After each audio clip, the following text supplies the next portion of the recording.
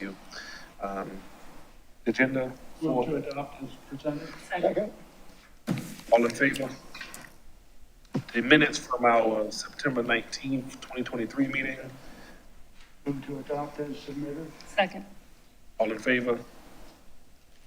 Next, we'll have appearance by citizens. If there's anyone that would like to address the committee on items that are not on the agenda today, now would be the time to do so. And if there's a sign up, Kim, if you could call those as well, thank you. Yes. Melinda Tunner. Good afternoon. My name is Melinda Tunner, and I live in Palmetto Hall. And my comments today are around the lack of current financial statements on the financial portal. And I'm referring specifically to the memorandums that are updated on a monthly basis. It's October 17th, and the last posted results were for June. Now, originally, I wasn't too concerned when I saw that July wasn't updated. You know, we would say at work, 1 month does not a trend make. So I get that, as well as you might be working on your seasonals on your monthly budget. But I became concerned when August results weren't published. So I went back and looked at last year. Last year, August results were published by September 30th, and September results by October 19th. So it's October 17th, and nothing has been posted for the new fiscal year. On the website, it says interim financial statements are prepared on a monthly basis by the Finance Department to assist with day-to-day management. And it also talks about the interim financial statements as providing transparency to the town's financial activity, financial position, and operations. Whether you're a taxpayer, bondholder, bond rater, or a curious citizen like myself, the interim financial statements are a good place to take a look at the town's operational information. So my question to you is, when can we expect to see August's financial results on the website? Thank you. Thank you, Ms. Turner. Sandy West.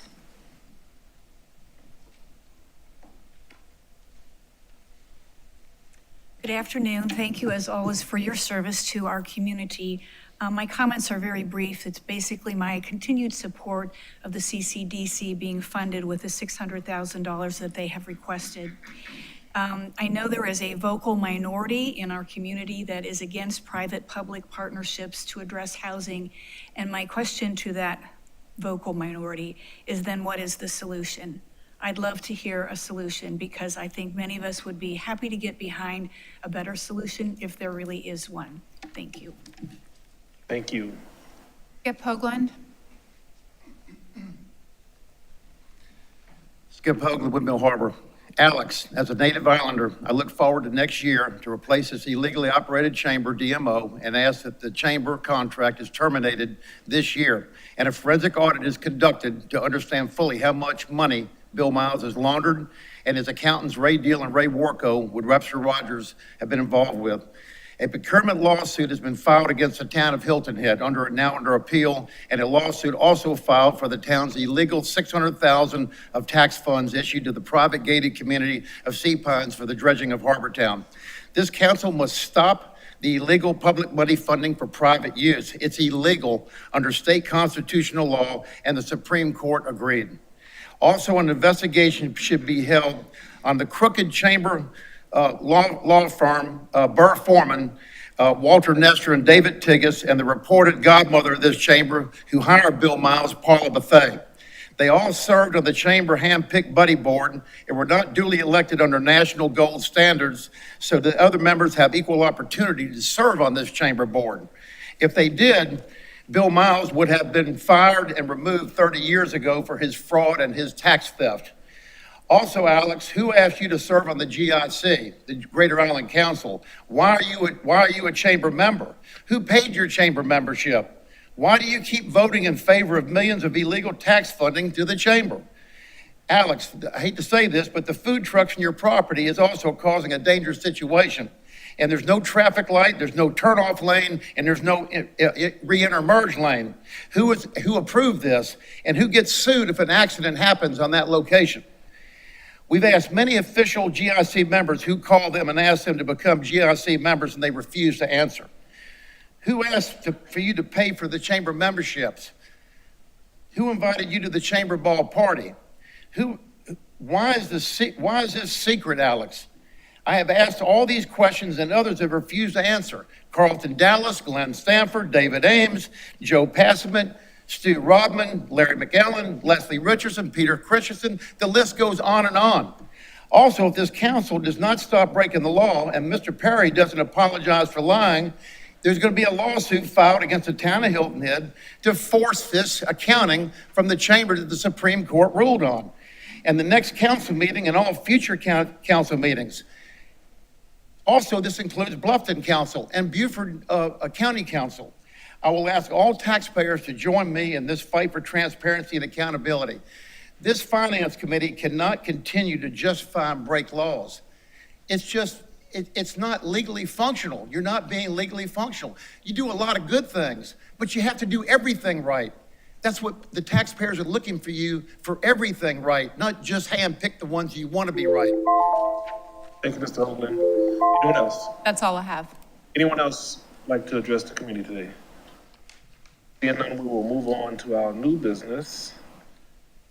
Consideration of approval of a sponsorship agreement with the Heritage Classic Foundation for the RBC Golf Tournament. Mr. Gruber, good afternoon. Good afternoon. Let's see if I can.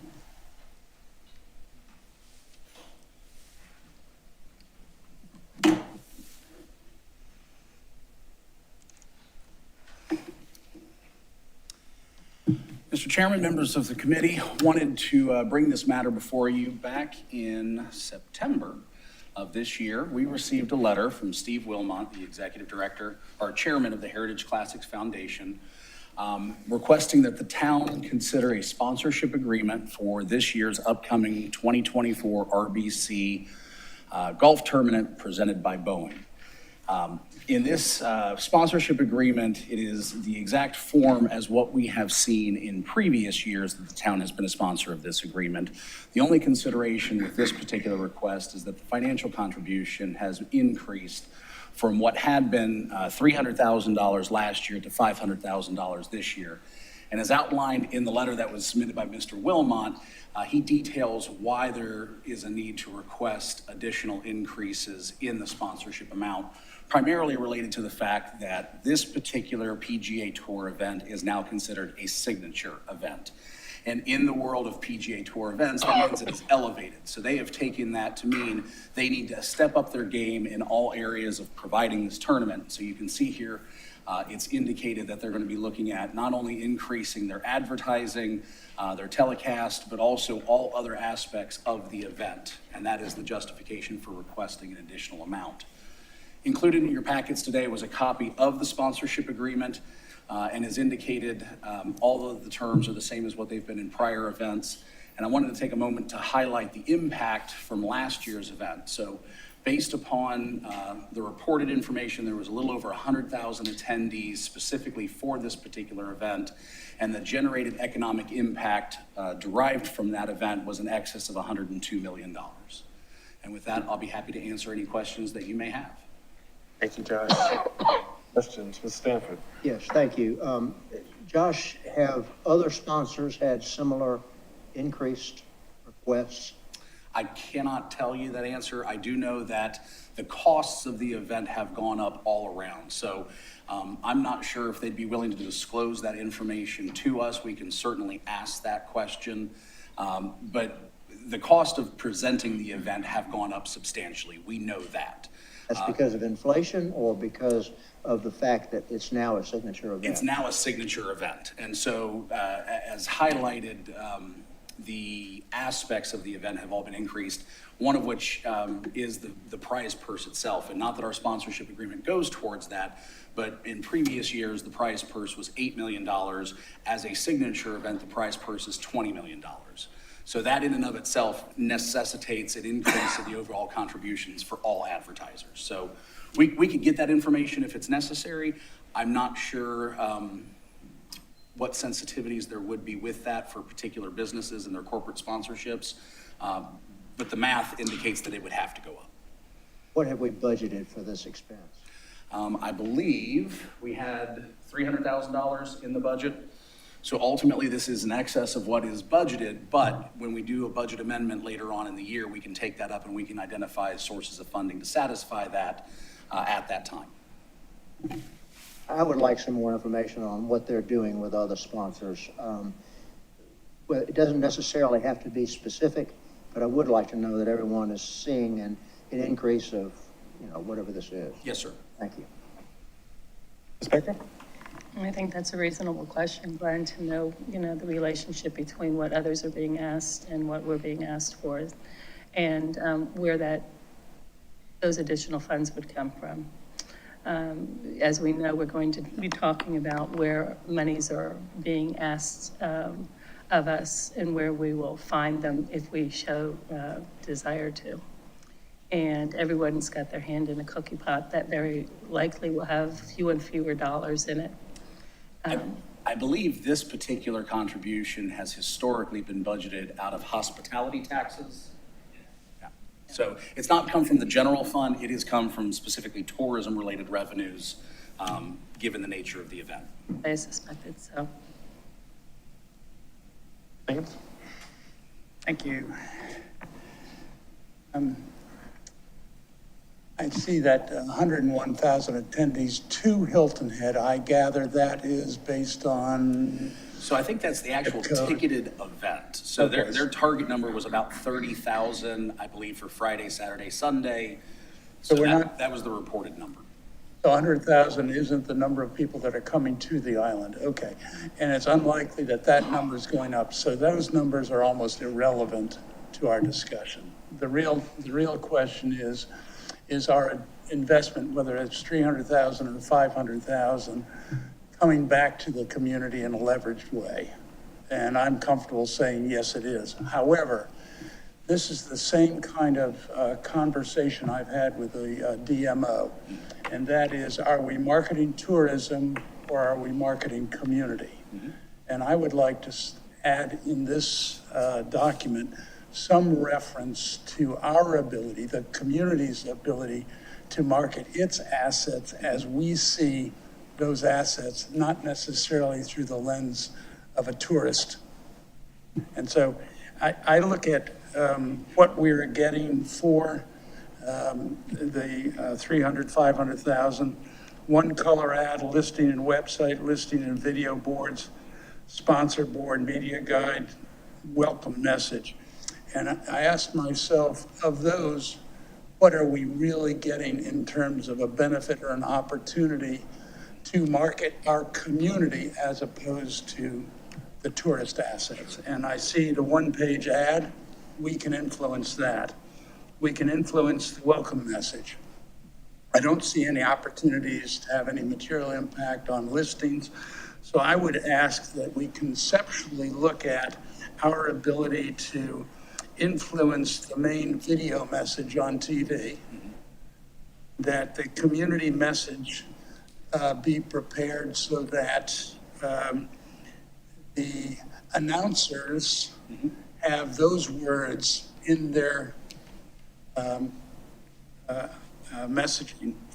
So I think that there should be a line item or a new paragraph that relates to our opportunity as a town and as a community to influence the messaging that's going out via the TV. Thank you. Yes, sir. If I may respond to that briefly, I think that's absolutely where we should be focusing our attention, because the telecast is really what provides the public exposure for this event. The printed materials, the banners, those are all certainly nice to be named as a sponsor, but it's the telecast that really shows the island and the aspects of the island that we're trying to communicate to the broader public outside this area. And so if there's a particular message, I'm sure that we could work with them to identify ways to incorporate that into their broadcasting materials. I spoke to Andrew Davis this morning, and I'm sure because of his position and responsibility in the town, he would have some input there. Good. Okay. So I guess thus far, Josh, we've got to get a little bit of understanding on how this increase is sort of passed on with the other sponsors as well. Understand a little better our return on investment here. And since H-Tax is the funding source, if we can correlate that somehow, and of course, controlling of the messaging, all right, is what I've heard so far. All right, we're gonna open it up to public comment, so there may be more to that list when we get done here. Yes, Ms. Turner. Coming from business, my first thought is, can we negotiate and ask for some extra benefits since we are going to be spending more money? So perhaps there's an opportunity to get something more for the dollars. Thank you. Mr. Hoagland. This is so absurd. It does not surprise me that Josh Gruber, found guilty of 3 ethics violations, now presents another illegal tax use to sponsor a golf tournament in Sea Pines, the same place we just gave $600,000 to dredge Harbortown. What is going on with this town? It doesn't matter if it's worthy, if it's heartfelt. It just doesn't make any difference. The bottom line, it's illegal. It's illegal to use public funds for private purposes in any form or fashion. This opens the door for other events. Tennis. Some of us don't even like golf. Some people don't like tennis. They might want a fishing event sponsored by the town. This is for private enterprise. This is not government. The chamber's not government. GIC's not government. You people have got to stop. Public funds are supposed to be used for a specific purpose, and that's for the benefit, use, and reason for all of us taxpayers in this room. You just get up there and Gruber gets up here and everybody else just justifies all this, theft to taxpayers. You folks have got to stop. It's insanity. It makes no sense to me. Anyone else? Okay, seeing none, we'll bring it back to the dais. Any additional comments or discussion? So, Mr. Gruber, not looking for us to take action today. So we'll look for further information. We'll put it on a to be determined next agenda. Yes, Okay? sir. Okay, thank you, sir. Is there a deadline when this is? No, I believe the agreement called for payment no later than April 1st, so there's certainly plenty of time. Okay. Next, we will have a discussion of Act 57, 2023 South Carolina General Assembly legislation session, development of workforce housing. Mr. Gruber will be presenting again. Yes, sir. All right, so I am really going to kind of take it back and start at the beginning, and so I apologize if this is information that you're already aware of, but I think it'd be very beneficial for the public to try to have a better understanding about accommodations taxes, let alone the fact that there's 2 different buckets and that this new recently adopted legislation applies to those 2 buckets differently.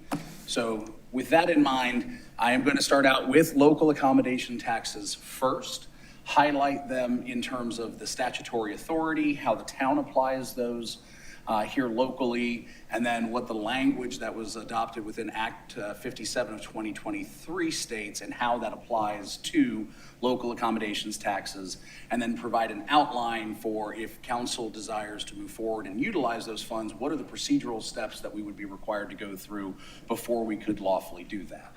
We're then going to do the same thing for state accommodations taxes. And as I mentioned, those 2 are different. They're applied differently because of the language that is within Act 57. I'm also going to then highlight the review of the Attorney General opinion request that we submitted. I'll give you a spoiler alert. We just received the opinion back yesterday. So we have not had a chance to really dive into it. We need to review it with the town attorney, the town manager, and the mayor. But ultimately, we have received back what is the opinion from the Attorney General on those questions. And at a later point in time, we'll bring forward some additional information on what that opinion states once we have an opportunity to digest it. And then I'll end by highlighting again that critical path and timeline for implementation for both local accommodations and state accommodation taxes if the policy direction from council is to utilize either one of those funding sources for workforce housing purposes. All right, so let's dive into. Josh, could I ask a question? Please. Refresh me and maybe everyone else on the question that was posed to the Attorney General. So I'm going to cover there was actually 4 questions within our submission. I'm going to cover all 4 of them. All right, so let's start with local accommodation taxes. So in the state law, section 61520, it allows a local government by ordinance to oppose a local accommodations tax not to exceed 3%. So the town took that enabling legislation and we actually adopted 2 ordinances. One is to put in place a local accommodations tax at 1% of accommodations taxes that are collected.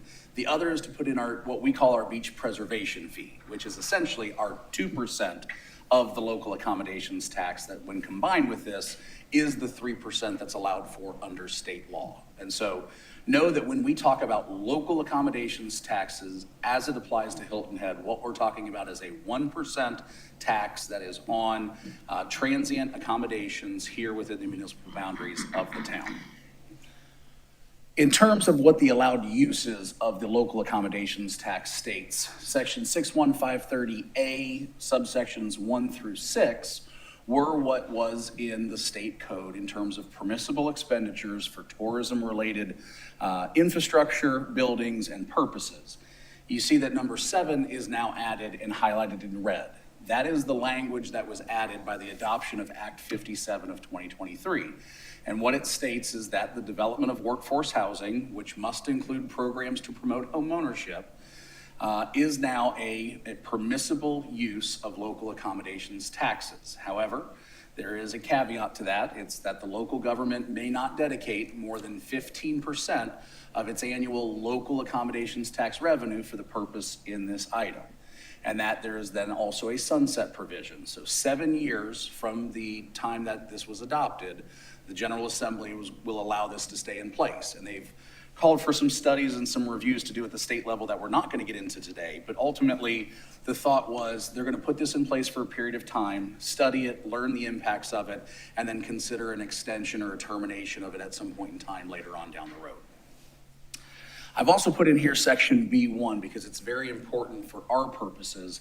And it says, in a county in which at least $900,000 in accommodations taxes are collected annually, the revenues of those local accommodations tax may also be used for the operations and maintenance of those items in 1 through 6 that support police, fire protection, emergency medical services, and emergency preparedness operations directly attendant to those facilities. And what that means is those costs that are borne by the town for providing services that are directly related to supporting tourists are eligible for expenditure under our local accommodations tax provisions. And so what we would need to do if the town were to consider using local accommodations taxes for workforce housing is to do a couple of things. First, we have to identify the maximum allowable amount that's provided for underneath the statute, which is 15% of that prior year's collections. Here, we would also need to adopt an ordinance. And I go back to this slide right here. If you look at our local town code, we incorporated this language of section 61530A 1 through 6 verbatim in our code. And what that means is, while this is now a permissible expenditure at the state level, our local code does not allow for these funds to be used for workforce housing.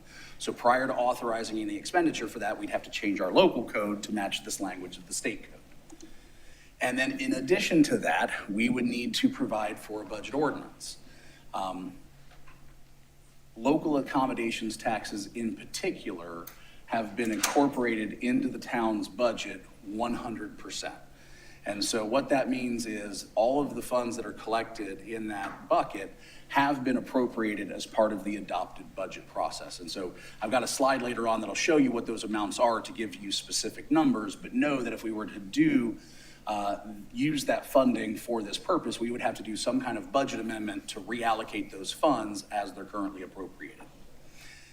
Next, if the funding is given to an external entity, we would need to create a memorandum of understanding or similar agreement to document how the funds will be utilized and ensure that the standards that are identified in the statute are being met both at the time that they're spent and then going forward for any kind of future or ongoing restrictions. When we talk about having it for a 10-year period and restricting it for affordable housing, we would need to make sure that whatever vehicle is going to accomplish that is in place at the time that those funds are appropriated and it's spoken to within the memorandum of understanding with whatever agency we're going to contract with.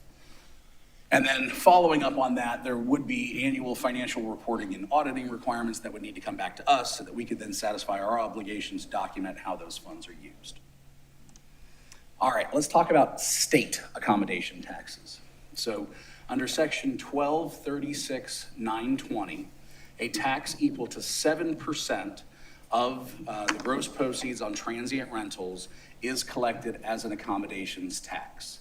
Of that, the state takes 2% and remits it back to the local governments that where the tax is collected, either in a municipality or in an unincorporated county. But when we talk about state aid taxes, it is this 2% of the 7% that the state is collecting that they are then transmitting back to us. And so if my math is correct, and it rarely ever is, this is double the amount that we collect under local accommodations tax. So local accommodations tax is 1%, state accommodations tax is 2%. So it's essentially double the revenue because it's double the percent. Under section 6410, there's a specific manner in which this revenue must be distributed. And so it starts by saying the first $25,000 are allocated to the municipality or county's general fund.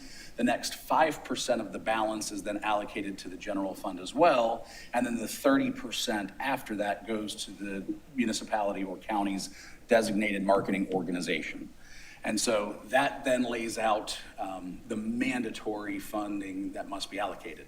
I skipped a section from 3 down to 4B because for our budgeting purposes, this is the manner in which we've allocated those funds. So we take $25,000 off the top, we allocate 5% to the general fund, we transfer 30% to the DMO, and then the next thing that we do is we budget what funds we're going to use within our budget, both from an operating and a capital standpoint, for our ongoing activities. And so that language there talks about when we have a municipality or county with a high concentration of tourism-related activity, and we are one of those jurisdictions, that it is permissible to use this funding to supplement your law enforcement, traffic control, public facilities, highway and street maintenance, and essentially supplement your operating budget or your capital budget. And we do both. And so, again, I will get to a slide here where we'll actually dive into the numbers that are available for this year, and we're going to allocate those dollar values to each one of those buckets. The next thing within there, and this is 4A, the section that I skipped over, we then take the remaining balance of what's left at that point in time, and we allow that to be used within a special fund to provide grants to organizations or entities that want to engage in tourism-related expenditures. And the term tourism-related expenditure is outlined within the statute, and it talks about all the different aspects there. What's different is that a new section 9 was added under a tourism-related expenditure that allows for the development of workforce housing, which must include programs to promote home ownership. And again, it has the same language that says that that allocation is capped at 15% of the annual local accommodations tax revenue. I can tell you one of the aspects that we'd asked the Attorney General to weigh into was how to make that calculation, and whether that was 15% of the total amount that's collected or 15% of what's available for tourism-related expenditures, because subsection 9 was identified as a tourism-related expenditure. So that is one of the questions that we posed, and we now presumably have an answer to in the opinion that came back. So what else is required by Act 57? And I mentioned that the language is treated differently from state and local. Local, it's pretty straightforward. Other than having to change our own local code, we're set at a cap, but otherwise council's free to appropriate those funds for workforce housing in any manner that it chooses. When it comes to state accommodations taxes, there's a number of other steps that we have to go through first before being able to use that funding for that purpose. The first is we have to perform a housing impact analysis. So that is a new document and a new study that has not existed until this act was adopted, but it lays out how the legislation and the expenditure of workforce housing dollars would impact the local housing environment. And so you can see that there's a whole list of elements to this housing impact analysis that have to be completed. Shortly after Act 57 was adopted, we engaged the services of Tammy Hoy Hawkins, who, as most of you are aware, is an expert in the area of workforce housing within the state of South Carolina. We engaged her services to go ahead and start preparing a housing impact analysis that would meet these statutory criteria. And so just last week, we received her draft of that document. And we are now, as staff, going through that, making sure that all those elements are there, making sure that we understand the content that it has in there, and also making sure that some of our external stakeholders are aware of that information before we move it forward and bring it forward publicly. But the statute says we have to prepare this housing impact analysis, and then we have to transmit that housing impact analysis to a number of different organizations. So we have to send it to the Department of Revenue, we have to send it to the Tourism Expenditure Review Committee, and I put a little asterisk there because there was a legal opinion provided by a South Carolina attorney to the Tourism Expenditure Review Committee regarding the application of this language and what role the TURC would or would not play in terms of receiving this document. And I flagged it because what that opinion says, and mind you, the caveat is it's just an opinion, but this is the legal advice that the TURC has received at this point, is that their only role is to accept that document. Their role is not to analyze it. Their role is not to determine whether it's sufficient or not sufficient, but it is a check the box. They've received a copy of it and they have it based upon the language that was adopted within Act 57. And so we are required to distribute that to those state agencies, and then we're also required to distribute that document here internally. Obviously, all members of council would receive a copy of that document, as well as the Planning Commission. Because you see the yellow highlighted ordinance there is that we have to distribute this analysis before the ordinance, and it doesn't really go on to state what the ordinance is in this particular section, is considered by the legislative body. When you look at the broader picture of the language that's in Act 57, what the ordinance is referring to is the Local Government Comprehensive Planning Act. So essentially what the language says is that before we adopt a comprehensive plan, we have to include a housing impact analysis within this. We at the town here have already developed a very extensive comprehensive plan that we've been implementing for the last couple of years. And within that is a housing element that specifically examined many of the subject matters that are covered within this statute to include our need to develop workforce housing. And so what we're looking at this and saying is that we'll need to either ratify our comprehensive plan or amend it to incorporate the document, but it does not mean that we need to restart the entire comprehensive planning process all over again. We just need to marry the housing impact analysis with our comprehensive plan. And again, that has to be done before we can appropriate any funds for workforce housing under the state accommodations tax. The other thing I've highlighted here is it says the Planning Commission must solicit input on the analysis from home builders, developers, contractors, and housing finance experts. Those are people that we're already in the process of working with to gather feedback on the analysis. But ultimately, the Planning Commission will conduct a public hearing. We'll open up that to those stakeholders as well as anybody else from the public that would want to comment on it. And then ultimately, they'll move it forward to the Public Planning Committee, and then from the Public Planning Committee to Town Council to adopt an ordinance to, like I said, either ratify or amend our comprehensive plan, but to marry those two items together. All right, so just kind of review those procedural steps. So we've got to complete the housing impact analysis, which, as I indicated, has been done. Will be distributed here in November. We need to update, ratify the town's comprehensive plan, share the housing impact analysis with the Planning Commission, solicit input from the various stakeholders that are identified in the statute, and then adopt an ordinance incorporating that document into the comprehensive plan. I mentioned here that if funding is going to be reallocated, because part of this was in our adopted FY 23-24 budget for both operations and capital. So depending upon what the action is the council want to take, you may need to redo a budget amendment if you're going to take funding from one area and move it over to another. But as we're going to talk here in a minute, there is an available balance that would not necessitate that from this particular pot of money. We just still need to go through all of these procedural steps before we can get to the point of actually awarding it. So the request from the Attorney General's opinion. The town attorney sought the opinion a couple weeks ago, and actually, as I mentioned yesterday, we just received the report back yesterday. But within the request, we identified 4 separate questions that we wanted the Attorney General to weigh in on specifically.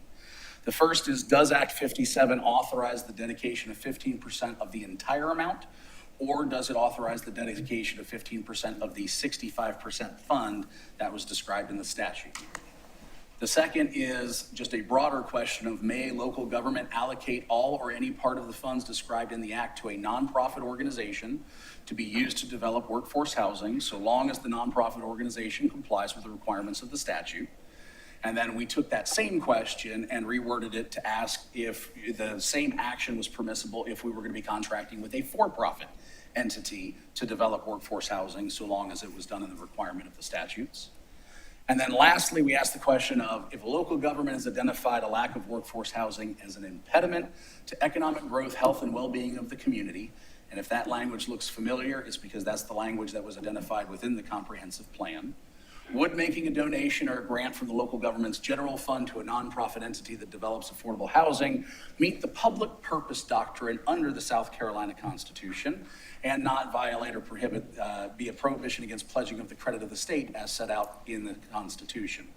So those questions were specifically asked of the Attorney General, and in the opinion that we received back yesterday, we'll have answers to those requests. All right, so let's dive into the actual numbers. So the very top here, we've got the local accommodations tax. So in terms of availability, the 2023 collections were $6,948,465. And as I indicated, as part of the adopted general fund budget, all $6,948,465 were appropriated as part of meeting that budget. And so what that leaves is a $0 balance. Now, if council wanted to do a budget amendment to reallocate those funds, the permissible amount that could be allocated for workforce housing under the 15% cap is $1,042,270. So for state accommodations taxes, from last year, we had an unspent reserve or a carryover of $1,139,729. Our collections for this year were $13,344,903. The first $25,000 of that goes to the general fund. That reduces that down to $13,319,000.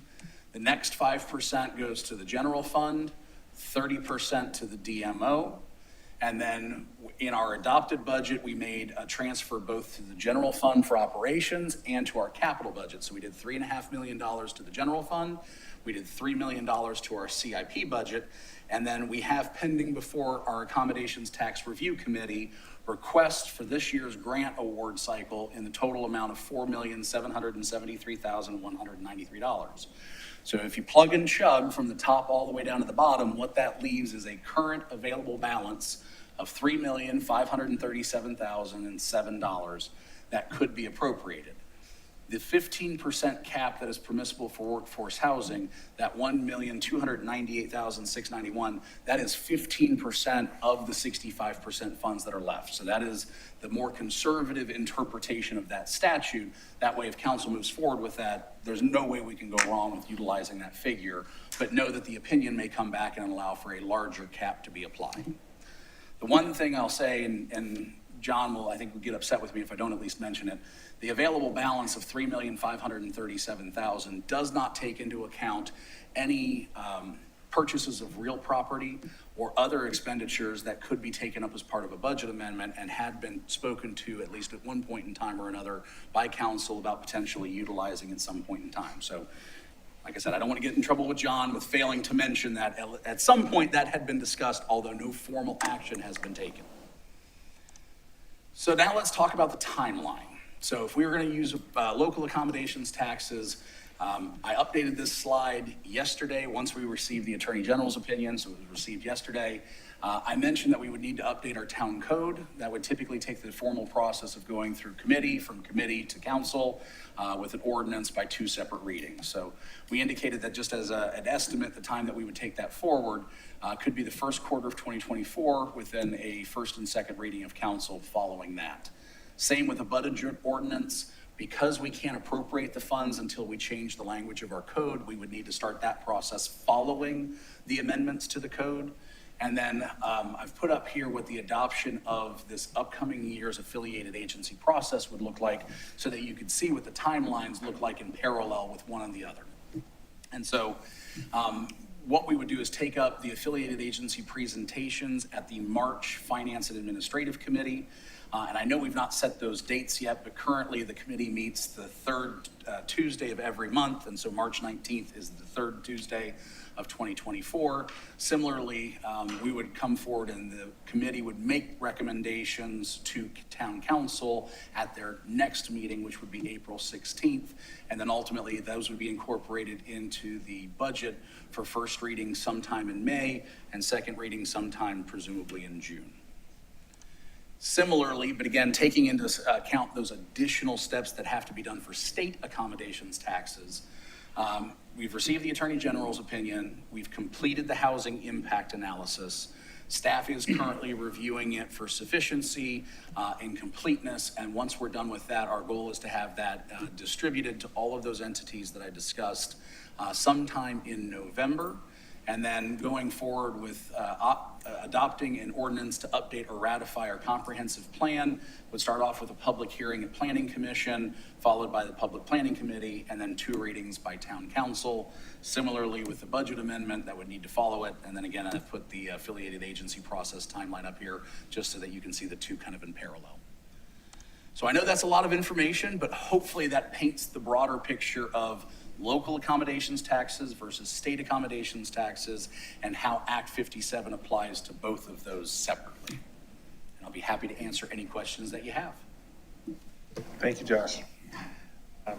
Questions? Let's start with you, Becca. Sure. Well, thank you for the overview.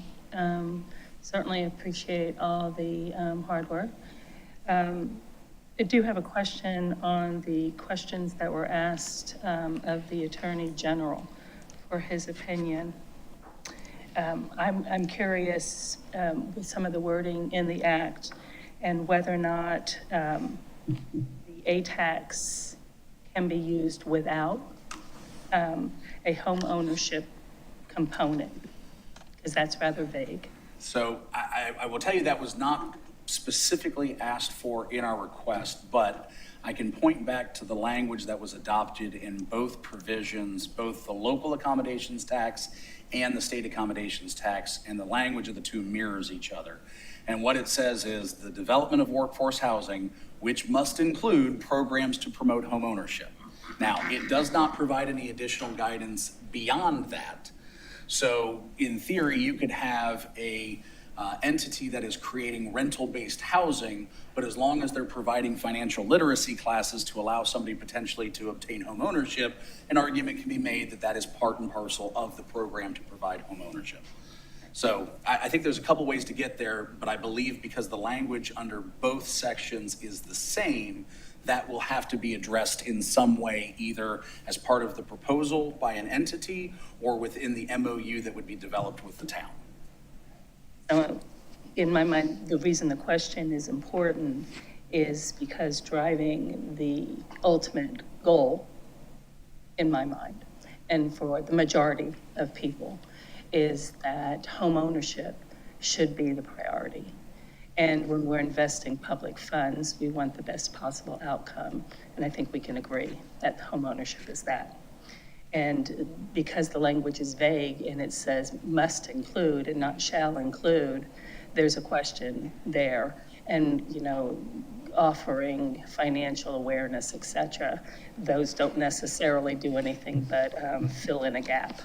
And so I would be more curious and to a specific, what the real intention with that really was. So I can give you at least a little bit of insight, because the town happened to be at the forefront of this particular legislation, as I'm sure you're all aware. We're the ones that initially developed it. We're the ones that circulated it amongst a number of communities.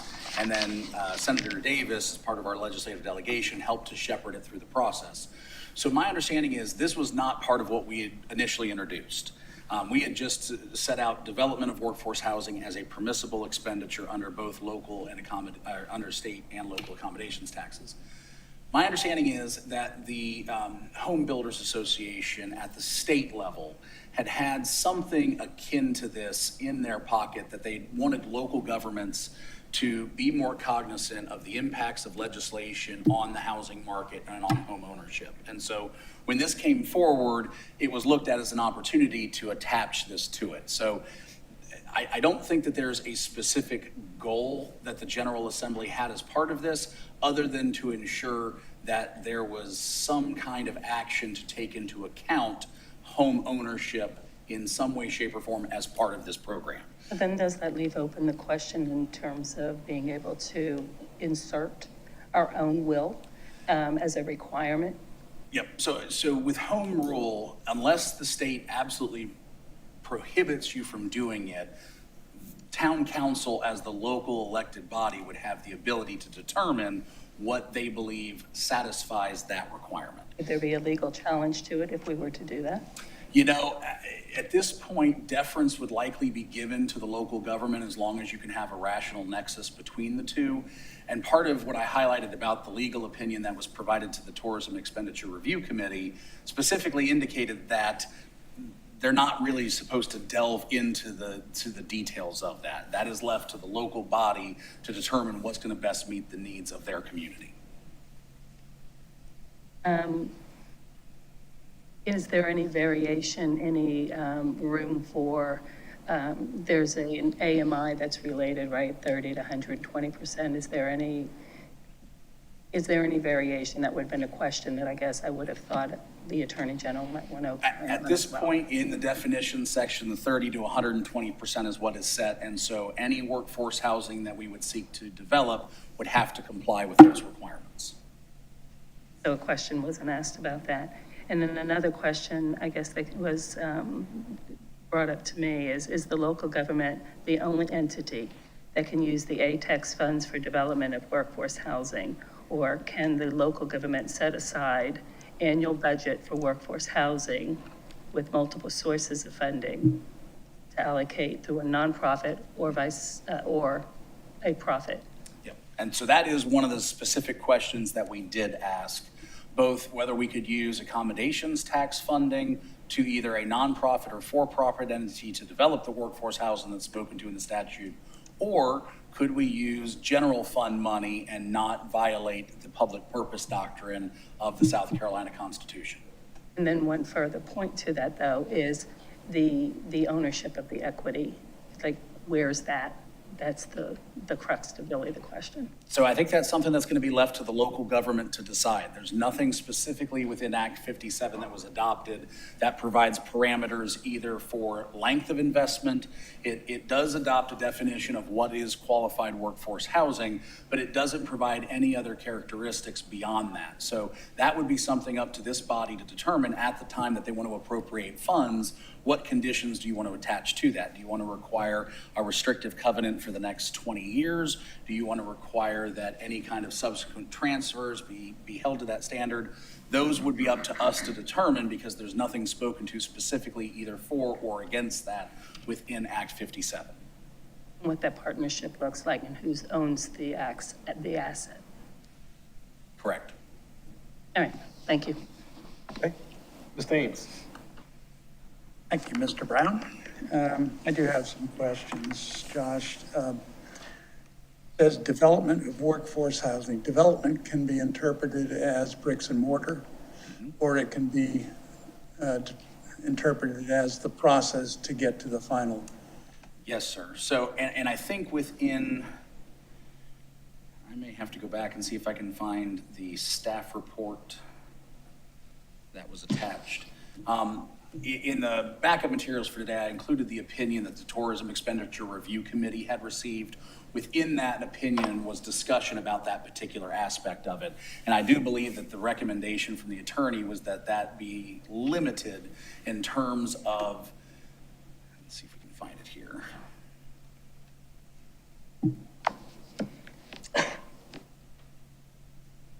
Don't get rid of that last page, because I have a question now that it's up there. Need the attachment, Josh. Yes, please, specifically attachment number 2. There we go.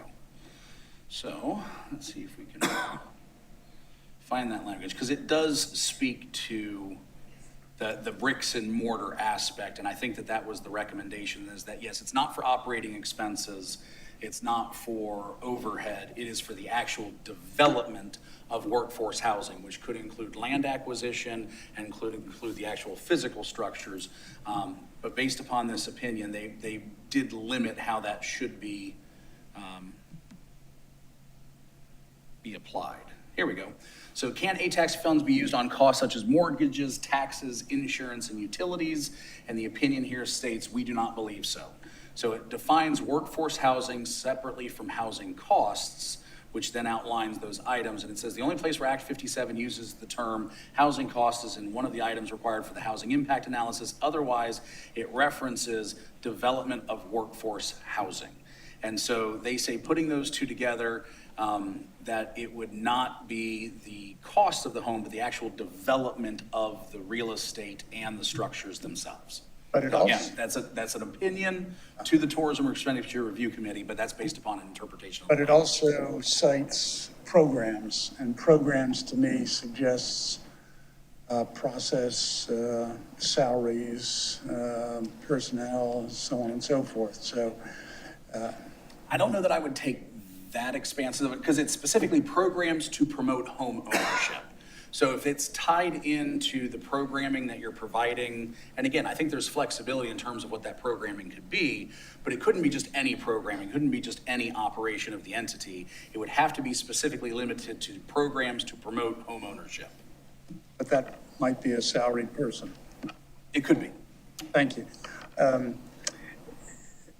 Any project that is going to try to have 30 to 120 AMI in it is going to have layers of financing. My question is, does this language allow loans as well as grants? So within the Accommodation Tax Act, the money that we receive has to be, and I'm just going to focus on the state A-tax. I'm going to take local A-tax off the side because we treat that differently and it's in our budget. But with the state A-tax, we have to spend those monies within 2 years of the date that they're collected. So I don't know that we could use them for loans, because that money coming back could ultimately be violative of the 2-year expenditure requirement. But there is some flexibility in the 24 months. Yes, there is some flexibility. I thought I read in the impact analysis comp plan section that you didn't have, it's not really germane to our situation because we already have it. But just for clarity, I thought I read that you didn't have to have the impact analysis incorporated in the comp plan until the 5-year deadline or whatever it was. Well, so the language that I would point to, going back to the, let me see if I can find it here. And I apologize, we are learning this new system and we are all learning together. Gosh, don't worry So about it, because the language, if I recall it correctly, says before adoption of the ordinance, you have to do this. And so I would interpret that as saying you have to somehow connect the housing impact analysis within your comprehensive plan before you can actually start awarding money under that funding source, because it uses the word before. that shouldn't be a problem here because we already have the analysis. That's correct. Thank you, that's all. Mr. Stanford? Thank you.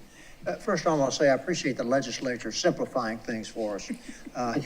This is an extraordinarily complex issue, made even worse by some of these rulings and so forth. First, I want to comment on loans. I believe I've heard the town attorney say that the town cannot make loans. So we cannot pledge our credit. That's the provision within the South Carolina Constitution that's spoken to in question 4 of our Attorney General opinion request. And really what that comes back to is, are you using the public funds for a public purpose? So I don't believe that it would necessarily prohibit loans so long as the loan itself is directly completing some kind of public purpose. Like promoting workforce housing. I think, and again, we'll have to dive deeper into the AG opinion, but that is hopefully where we'll get some guidance on the appropriateness of being able to do that. I think that I need to wait till I hear what the Attorney General's opinion is and have had a chance to review it and to be educated by you and others here. In conjunction with the ATAX committee's work, they're getting started now. At a point, they're going to be told how much money they're going to have to distribute. That needs to be tied together with the scheduling that you've laid out over the next several months, so that we know exactly when we need to have made these decisions. Yes, sir. So 2 points to that. One, what we've communicated to the Accommodations Tax Committee last week when they kicked off this season's grant cycle was we informed them of the financials, and we let them know that there is $4,773,193. Now, that does not mean that they have to make that recommendation to town council, but we've let them know that should they come forward with that, that funding is not necessarily competing with other interests. There still would be an available balance that council could appropriate for workforce housing and fulfill 100% of this year's requests if that's the recommendation from council and the policy from the committee and the policy from council. Playing that back to you, the amount that we allocate, if we do in fact allocate it, the amount we allocate to workforce housing doesn't come out of the 4.7 million. That is correct. They're not mutually exclusive. So you could That's fully. very helpful to the ATAX process and to what the committee is doing. Lastly, I would say, please share your PowerPoint with us. Absolutely. Thank you. Okay, Can I ask a question? just one moment, Ms. Oakley, we're gonna get to everybody in the room. One moment. Josh, I appreciate you having this information before us and also the associated timeline to us to get to a point where we can distribute. Okay, I just want to put a little pin in that because I want to touch on that when we come back after public comment, okay? Yes, sir. Okay, anyone like to speak on this particular topic? Mr. Hoagland, you can go first. I'd just like to ask a Can question. you approach the, Can approach, I do can that? you approach, please, sir? So Josh, does the workforce housing money come out of the 30% going to the DMO chamber or the 70% going to legally operated nonprofits? What are you proposing? Because what I heard, you're proposing diluting the 70%, leaving the 30% intact. I found that to be outrageous on the face. So that's what we're dealing with. We have 30% being illegally used, unaccounted for, disappeared, and they don't want to touch that, but they want to go after and dilute the 70% of the poor, hardworking nonprofits that deserve the legal money. And we don't see any of it anyway. It all disappeared. We don't have accounting on any of it. I mean, how do you do that? How do you it just vanish into thin air? So, workforce housing, it's heartfelt. It sounds great. And, I'd be all for using that 30% of the chamber. But, the fact is, I think it's illegal. It's a private enterprise deal. It's not for government. Government should not be involved in it. And how you're going to skirt that, how you're going to skirt the dredging in Harbor Town, the golf tournament sponsorships. Look, I mean, I don't know how you're going to do it. It's all illegal. I look forward to the Attorney General legal opinion. But how do you skirt all this stuff? I mean, the law's the law. And, and you're right. You can't make loans. That's already been tried. You loaned $200,000 to Kim Likens with past lawyer Greg Alford, and they're being sued. I'm suing them for that $200,000 of illegal tax use for private purposes and to profit their pockets. It's insanity. You can sit up here. It's amazing what the lawyers can do. They can just take one simple thing, and I didn't follow. I mean, I'm pretty knowledgeable about ATAX and all these laws, and a lot of that I didn't even follow myself, to be honest with you. Thank you, Mr. Hoagland. Anyone else?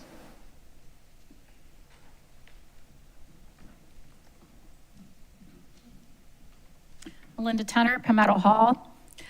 Attracting and retaining our workforce is an important issue. Over 14,000 commute to work on our island each day. And there's no way our town can afford to invest in housing solutions for 14,000 workers.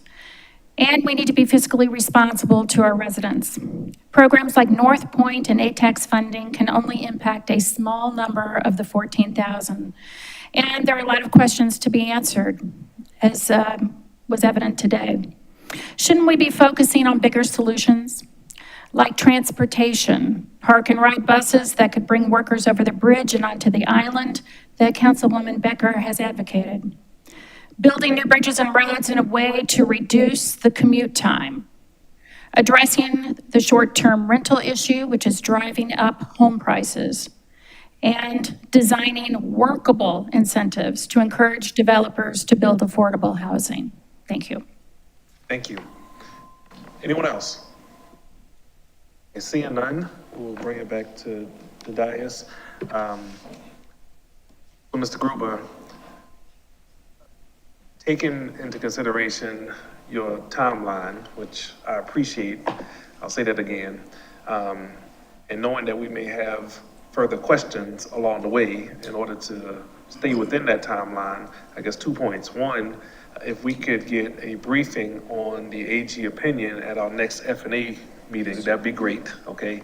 And I think also, as we move into first quarter, this committee should be ready and willing to take up maybe special meetings so that we can get it over the finish line, okay?